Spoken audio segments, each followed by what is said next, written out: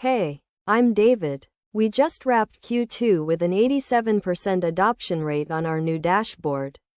Leadership was thrilled, but 3 weeks later, a finance director asked one question that changed everything. Why does this contradict the report we've actually been using? That's when I realized we'd built something people logged into, but nobody trusted. Today, I'm breaking down why login metrics are lying to you, and what actually matters. Here's what we learned the hard way. Login metrics don't measure trust or impact. You can have 1,000 users hitting refresh on a dashboard nobody actually believes in.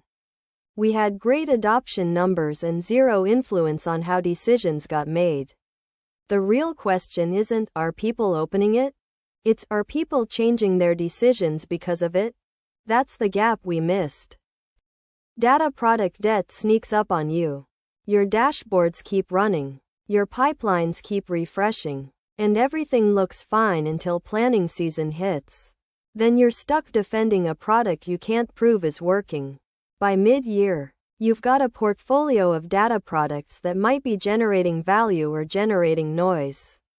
And you have no idea which is which. That's the diagnostic step most teams skip. Here's what we should have measured from day one. Did this reduce a cycle time? Did it eliminate a manual process?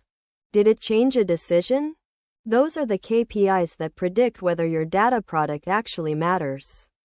Not login rates. Not dashboard views. Real business outcomes. If you can't measure that, you're flying blind into H2 planning with a portfolio you can't defend.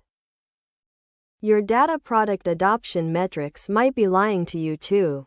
Read the full article to discover the KPIs that actually predict long-term success. Link in the description.